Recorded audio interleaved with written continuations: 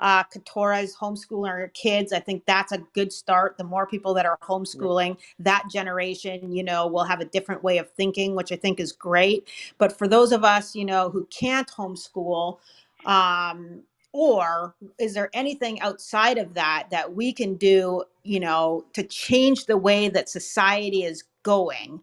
What can we do? Because we're recognizing these things, we're seeing them, we know that it's a problem, but what can we do to counteract it?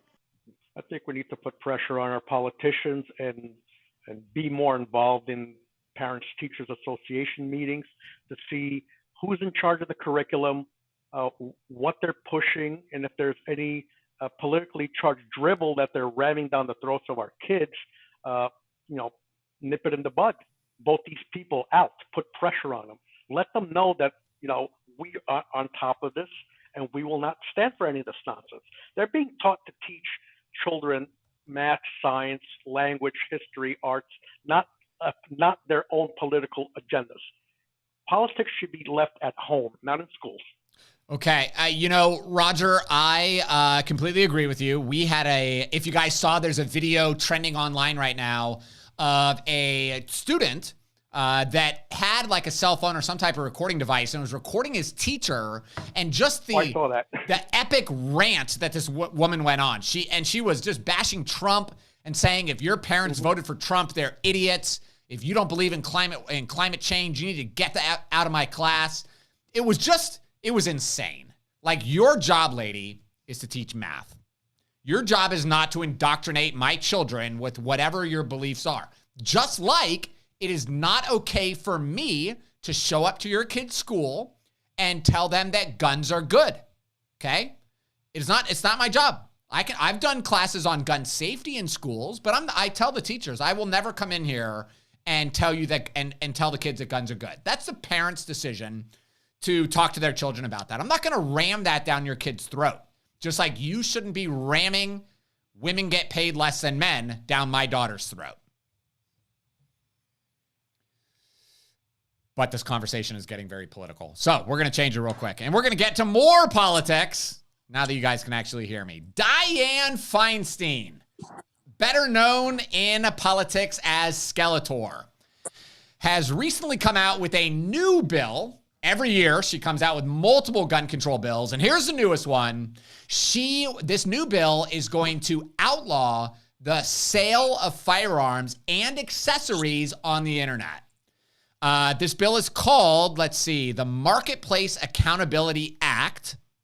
And she says it's time to start holding accountable those that turn a blind eye to the illegal gun sales on their platform. Now, what's interesting about this, now that we're talking about indoctrination, right? They're indoctrinating uneducated non-gun people to think that these are illegal transactions happening. So what this bill would do would make it where you could not buy a gun on Gunbroker. You couldn't buy a gun on Arms List or Florida Gun Trader. You would have to just go to an FFL. What do you guys here up on the stage? What do you think about this? She's a complete idiot. Does she not realize that anything legal can be made or used illegally, regardless of what you mandate? Yeah, maybe she's not aware that that cocaine is illegal and millions of people are still buying it. Exactly. Yep. I think Vinny can attest to this, being from New York originally, like I am. New York tried to pass this nonsense with ammunition sales online having to go through an FFL dealer. Why? Because they wanted to run NICS checks. And guess what? When they try to get the FBI involved, the FBI literally told New York to piss off, and not in those exact words, but they said that's not what NICS is intended for. We're not going to be a babysitter for New York State for any ammo purchases done online through FFLs. Because how much would that bog down the system? Like, I buy ammo in large quantities, right? But most people go and they're buying like 1 or 2 boxes once a week. How much are you going to, number one, hurt taxpayers? You're going to have to spend a lot more taxpayer money, which they want to do, in my opinion. And you're just going to make it more and more difficult. And my question to everybody on stage, is that the goal? is the goal to just make this so cumbersome that most people just give up and say, you know what, I just don't want to own a gun. It's too hard to own a gun. That's Absolutely. exactly their intention. Yep.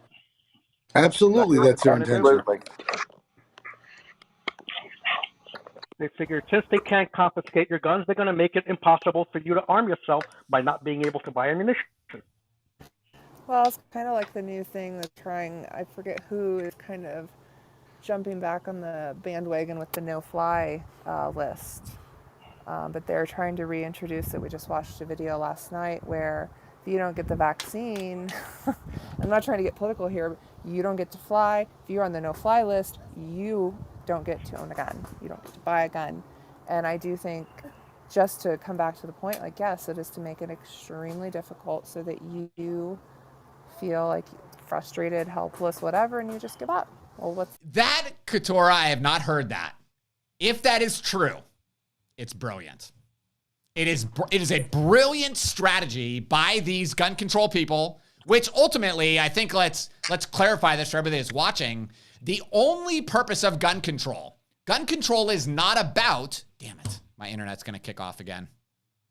Can anybody hear me? Shit. Tiffany, Brian's cutting out again. Oh, crap. Help, Miss Tiffany, help. Help. You know what this is, right? Did you guys watch, if you watched our Monday Night Live?